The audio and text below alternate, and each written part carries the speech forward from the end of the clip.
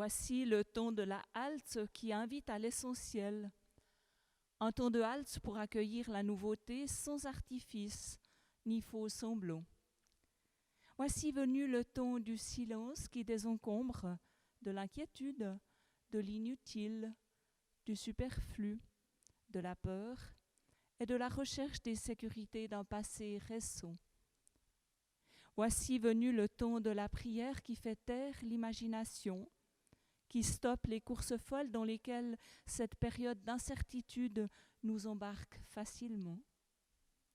Voici venu le ton d'un dialogue avec celui qui est, qui était et qui vient, ce Dieu Père, Fils et Saint-Esprit qui nous donne rendez-vous pour un instant de vérité et de communion avec lui et les uns avec les autres.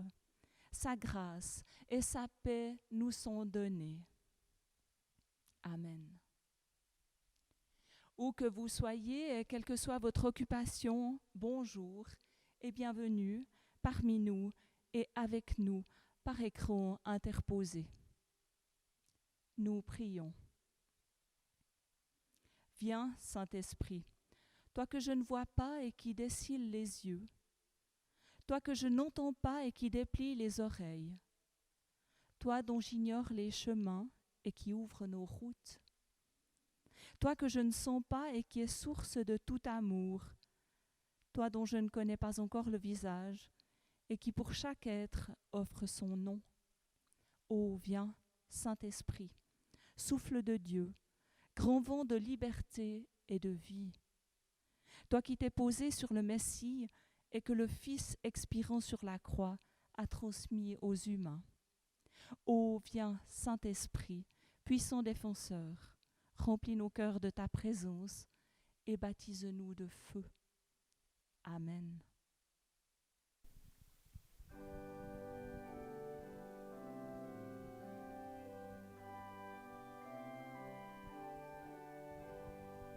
Saint-Esprit, Dieu de lumière, viens resplendir dans nos cœurs.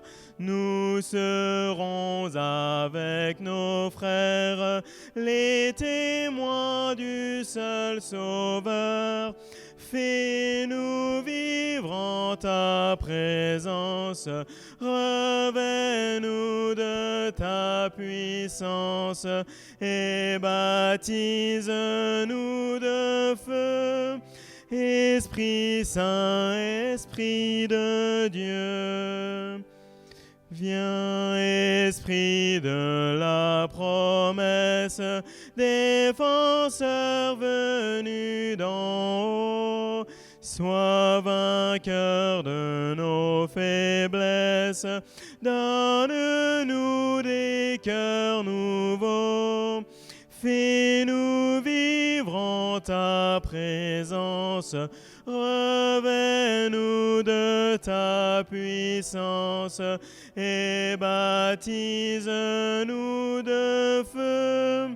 Esprit Saint, Esprit de Dieu, Esprit de vie et de gloire, conduis-nous de jour en jour et de victoire en victoire vers le céleste séjour. Fais-nous vivre en ta présence, revêt-nous de ta puissance et baptise-nous de feu. Esprit Saint, Esprit de Dieu. Je vous invite à vous associer à une prière de repentance. Regarde, ô notre Père, la peur de l'inconnu, la fatigue et le doute qui entravent notre élan. Regarde, ô notre Père, la joie des commencements s'effrite sur la route et le courage manque pour les marches nouvelles. Entends, ô notre Père, la voix des faux prophètes et le chant des sirènes dans les lieux où tu n'es pas. Les témoins de l'amour et de la vérité murmurent à grand-peine. Le monde se détournent des béatitudes. Ô notre Père, redis-nous aujourd'hui la parole de vie et donne-nous le pain qui rassasie. Ô Jésus-Christ, écartelé sur de nouvelles croix, ô Jésus-Christ, défiguré par tous les manquements, ô Jésus-Christ, éparpillé à tout vent de doctrine, mais Jésus-Christ vainqueur, aussi de nos inconsistances et de nos inconstances, de notre trahison et de notre néant. Jésus-Christ à jamais présent, proche du cœur aimant par le Saint-Esprit vivant en nous. Aie pitié de nous et conduis-nous aujourd'hui sur le chemin de Dieu. Amen. Notre Dieu nous redonne son pardon. Levons-nous pour le recevoir. Quand les montagnes s'éloigneraient, quand les collines chancelleraient, ma fidélité envers toi ne s'éloignera point. Et mon alliance de paix ne chancellera pas, dit le Seigneur, qui a compassion de toi. Le Seigneur qui te défend, qui soutient ta foi et qui a le pouvoir de créer du nouveau en toi. Amen.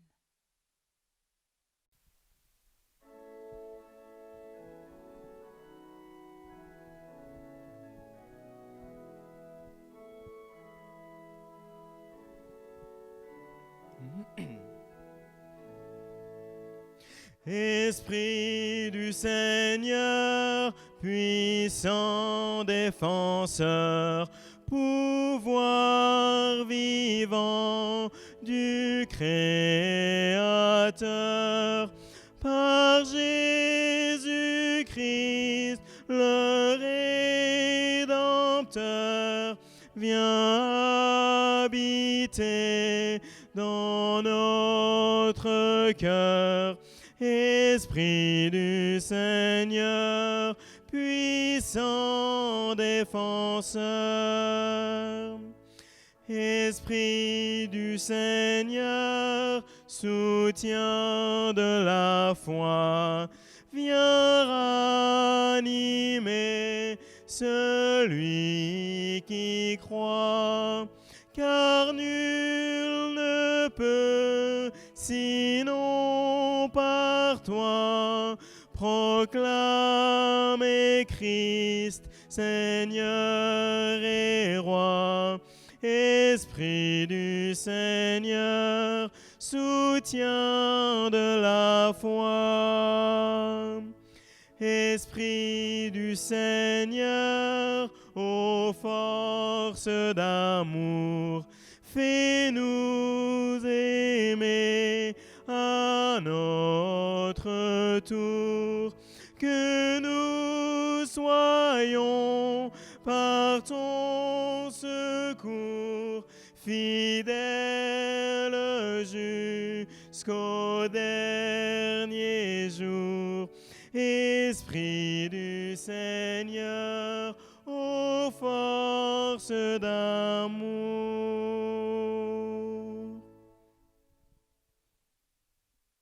Je vous invite à la prière avant les lectures.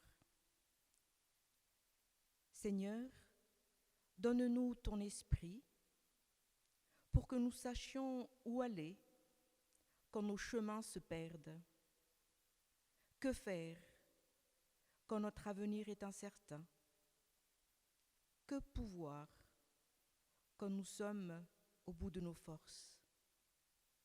Seigneur, donne-nous ton esprit pour que nous accueillions ce que tu as à nous dire aujourd'hui, que ta parole soit une parole qui nous vivifie.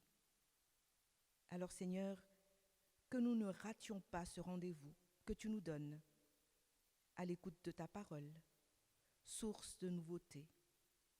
Amen. La lecture du jour est tirée du livre des Actes des Apôtres au chapitre 2, les versets 1 à 8, puis 16 à 21. Quand le jour de la Pentecôte arrive, les croyants sont réunis tous ensemble au même endroit. Tout à coup, un bruit vient du ciel. C'est comme le souffle d'un violent coup de vent. Le bruit remplit toute la maison où ils sont assis.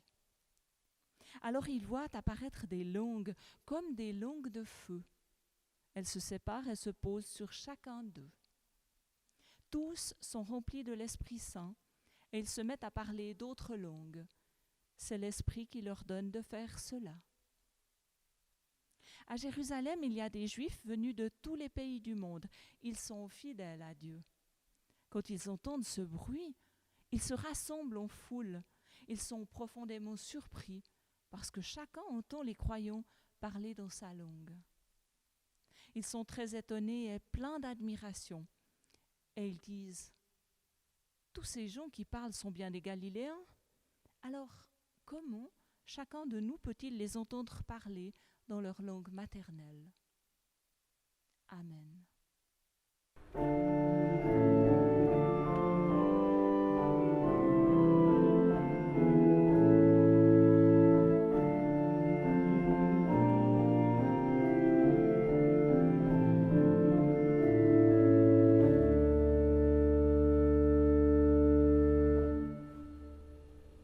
Ce que le prophète Joël a annoncé il y a très longtemps se réalise maintenant. Voilà ces paroles. « Voici ce qui arrivera dans les derniers jours, dit Dieu. Je donnerai mon esprit à tous. Vos fils et vos filles parleront de ma part. Je ferai voir des choses nouvelles à vos jeunes gens. J'enverrai des rêves à vos vieillards. Oui, en ces jours-là, je donnerai mon esprit à mes serviteurs et à mes servantes, et ils parleront de ma part. Je ferai des choses extraordinaires en haut dans le ciel et des choses étonnantes en bas sur la terre. Il y aura du sang, du feu et des nuages de fumée. Le soleil deviendra sombre et la lune sera rouge comme du sang. Ensuite, le jour du Seigneur viendra, ce jour grand et magnifique. Alors tous ceux qui feront appel au Seigneur seront sauvés. Amen. Il y a 10 jours, à l'Ascension, nous avons fêté le Christ qui est rentré pleinement dans sa gloire, dans sa royauté et dans sa seigneurie. Et il nous entraîne à sa suite.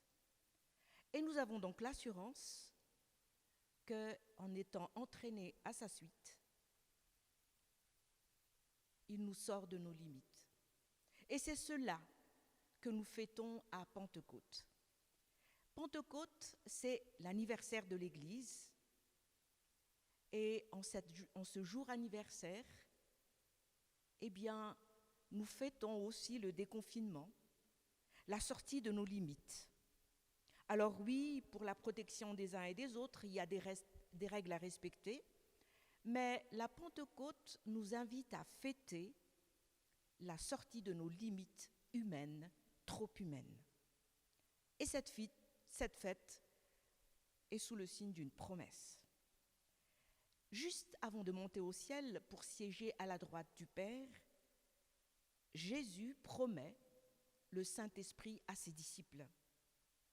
Et à la Pentecôte, justement, cette promesse est réalisée.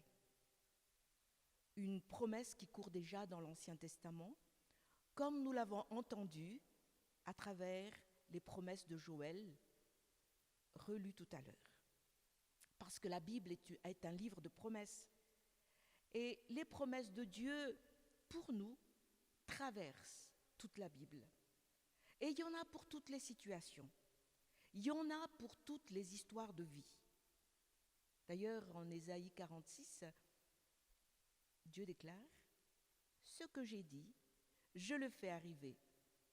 Dieu est un Dieu qui tient parole. Si même les amis les plus fiables peuvent oublier de tenir leurs promesses, Dieu jamais. Parce qu'il y a engagé sa réputation. Comme nous le dit le psaume, tu as magnifié ta promesse par-delà toute renommée. Et voici ce que dit Paul. Car le Fils de Dieu, Jésus-Christ, a été prêché par nous au milieu de vous, par moi, par Sylvain, par Timothée, il n'a pas été oui et non, mais c'est oui qui a été en lui. Car pour ce qui concerne les promesses de Dieu, c'est en lui qu'est le oui, c'est en lui qu'est l'amen. Seulement, la promesse de Dieu ne tombe pas du ciel comme par magie. Puisque notre Dieu est un Dieu de relation, c'est en relation avec nous que la promesse s'accomplit. Alors n'y voyons pas une promesse conditionnée. Parce que de toute façon, comment pouvons-nous recevoir la promesse si nous ne sommes pas prêts à la recevoir? Dieu tient parole, mais c'est l'humain qui a du mal à honorer cette promesse quand il ne s'arrime pas à Dieu, quand il n'est pas en relation avec Dieu. D'ailleurs, il nous arrive aussi que nous n'entendons pas cette promesse ou que nous refusons ce qu'elle exige de nous. Et c'est là que l'Esprit nous aide. Dans la lecture de la Bible, dans notre prière, dans l'action qu'elle suscite. D'ailleurs, des actions qui se vérifient dans tous les domaines de notre vie, pas seulement quand nous sommes en Église. Jésus promet le Saint-Esprit, et s'il y a une demande qui est fortement recommandée, c'est de demander le Saint-Esprit pour que s'accomplisse en nous la promesse, pour que nous puissions la vouloir pour nous, parce que Dieu ne force jamais personne. Et l'évangéliste Luc l'a compris, dans la prière, la chose la meilleure, c'est la présence de l'Esprit. Et c'est elle qui est promise en exaucement de la prière. N'est-ce pas Paul qui nous dit dans Romains, de même aussi l'Esprit nous aide dans notre faiblesse, car nous ne savons pas ce qu'il nous convient de demander dans nos prières. L'Esprit intercède par des soupirs inexprimables, et celui qui sonde les cœurs connaît quelle est la pensée de l'Esprit. Oui, nous sommes certainement plus enclins à prier par notre intelligence, mais Dieu, dans sa bonté, nous assiste dans la prière par le Saint-Esprit. Et nous pouvons apprendre à accepter, à utiliser cette divine assistance. D'ailleurs, en faisant silence dans la prière, pour faire remonter ce que l'Esprit dit et prie en nous, pour moi, c'est être en phase avec le cœur de Dieu. Et ainsi, la prière peut devenir un cœur à cœur avec Dieu. Et c'est la même chose avec la Bible. Si la Bible est un livre vivant, c'est une parole qui nous est adressée. Si nous prenons le temps de la lire, c'est pour être à l'écoute de Dieu, mais pas par nous-mêmes, par le Saint-Esprit. Comme dit le psalmiste, nos oreilles se creusent pour entendre Dieu, pour entendre ses promesses. Alors quand nous déclarons que Dieu nous accompagne, c'est par sa parole qu'il le fait. Ce n'est pas juste une croyance qui ne repose sur rien. Et même si la langue de la Bible est difficile pour nous aujourd'hui, par le Saint-Esprit, si nous la demandons, elle peut devenir une parole de vie. Et si cette parole est vie, pourquoi ne pas la recevoir comme telle? Et pourquoi ne pas en vivre vraiment? Quel est le principe? Quelle est la force qui fait comprendre la parole? Comprendre au sens de prendre avec pour en faire une provision pour vivre. Et ça, c'est encore l'œuvre de l'Esprit. Mais il y a plus que ça. La Bible ne nous donne pas une information supplémentaire par rapport à ce que nous recevons par ailleurs. En la fréquentant, s'opère par le Saint-Esprit une transformation intérieure qui nous pousse à être un agent d'un changement extérieur. Nous pouvons vivre sous l'action de l'Esprit, nous pouvons vivre sous sa force. Quand Jésus fait la promesse de l'Esprit à ses disciples, il promet une puissance, une force qui n'est pas la force des disciples et qui ne sera pas notre force. D'ailleurs, j'aime bien raconter cette illustration du pasteur Antoine Nuit, lorsqu'il dit que lorsque Paul invite ses lecteurs, selon la promesse de Jésus, à marcher selon l'Esprit, peut-être qu'il pense au passage d'Ésaïe qui dit « Ceux qui espèrent dans le Seigneur renouvellent leur force, ils prennent leur vol comme des aigles, ils courent et ne se lassent pas, ils marchent et ne se fatiguent pas. » Et il continue « Si l'Écriture nous invite à être des aigles, nous ressemblons trop souvent à des poulets. Lorsque nous observons un poulet qui essaie de voler, ça s'agite, ça fait du bruit, ça remue du vent, mais ça ne vole pas très haut. En revanche, l'aigle déploie ses ailes et se laisse porter par le vent. Il semble qu'on a observé un aigle faire 25 km sans un seul battement d'aile. Se laisser porter par l'esprit, c'est apprendre à déployer ses ailes pour devenir un peu moins poulet et un peu plus aigle. Et pourquoi? Et comment pouvons-nous le faire? Le Saint-Esprit déverse en nous l'amour de Dieu le Père. Et il se trouve que quand la personne du Saint-Esprit est négligée dans notre vie de chrétien, il s'ensuit une insatisfaction. Parce que nous sommes appelés à vivre par le Saint-Esprit, et forcément, il nous manque quelque chose quand l'Esprit n'est pas là. Et alors, ce manque, nous allons l'assouvir ailleurs. Toute la Bible, c'est une histoire de promesses que Dieu tient, mais la promesse de Dieu s'affronte à cette récalcitrance humaine. Et c'est pour ça qu'encore et toujours, la vie chrétienne, c'est une vie renouvelée par l'Esprit, où on demande l'Esprit, et où on est à l'écoute de Dieu par rapport à l'Esprit. Parce que sans le Saint-Esprit, nous agissons par nos propres moyens, par notre propre force. Et au bout d'un moment, nous atteignons nos limites. Nous atteignons les limites de nos capacités, et capacités d'amour aussi. Et alors, nous nous installons dans des habitudes qui souvent nous rassurent. Comme si Dieu n'est pas capable de nous donner plus ou de faire plus à travers nous. Aujourd'hui, c'est l'anniversaire de l'Église. Et j'ai envie de souligner que l'Église, c'est une communauté de personnes qui sont mises en mouvement par le Saint-Esprit. Et fêter la Pentecôte, c'est se laisser mettre en mouvement par le Saint-Esprit. Alors j'ai envie de vous dire, voulons-nous rester des poulets, à picorer dans le poulailler ou autour du poulailler entre soi, sans cette possibilité de voir loin comme l'aigle, de nous envoler avec cette capacité extraordinaire en nous laissant porter par le Saint-Esprit. Vous savez, les disciples n'étaient pas choisis pour leur qualité, leurs compétences. Mais à partir du moment où ils ont reçu le Saint-Esprit, ils ont été changés.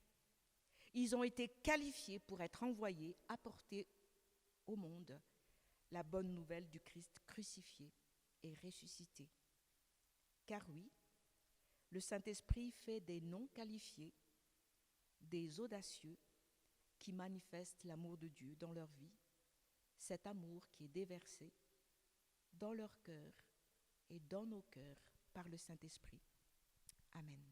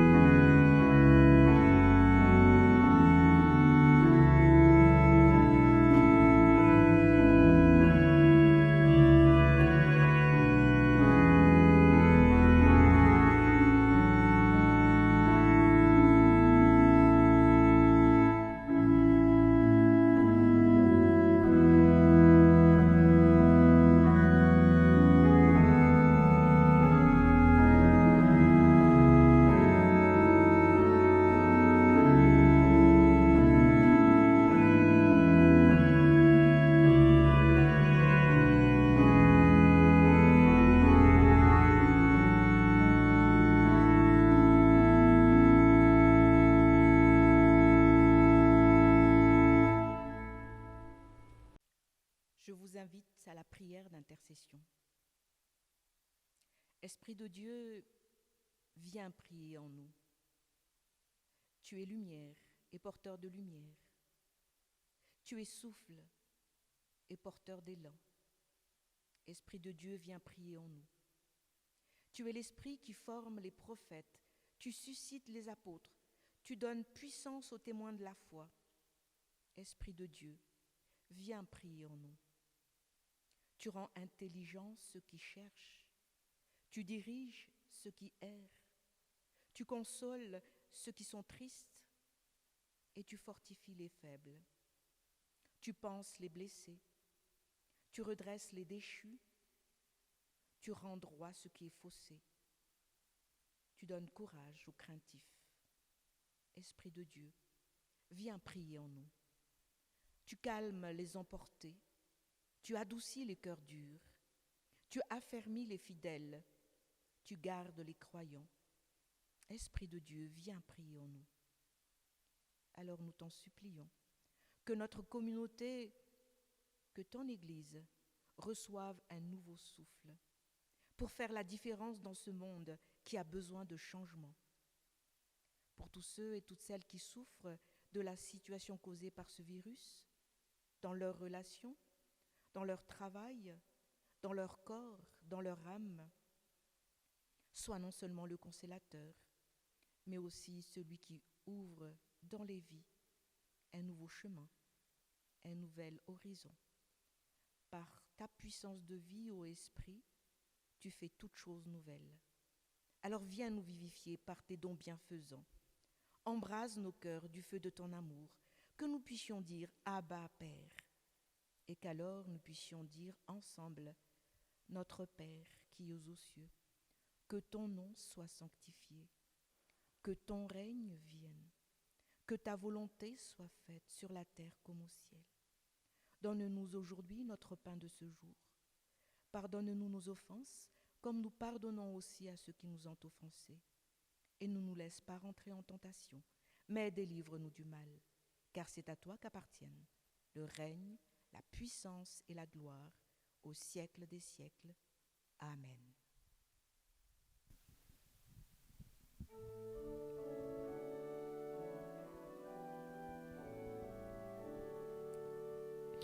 Pour que le jour qui se lève soit plus beau, pour que le ciel de nos rêves soit plus chaud, et pour que la joie qui chante soit toujours dans notre vie. Ô Seigneur, donne-nous ton esprit d'amour, pour que nos cœurs qui te cherchent soient plus forts, pour que la paix soit au creux de nos efforts, et pour que nos voix te chantent le merci de chaque jour. Ô Seigneur, donne-nous ton esprit d'amour, pour que ton cœur brûle en nous comme un grand feu, pour que l'espoir illumine enfin nos yeux, et pour que nos vies qui chantent soient lumière et vérité. Ô Seigneur, donne-nous ton esprit d'amour.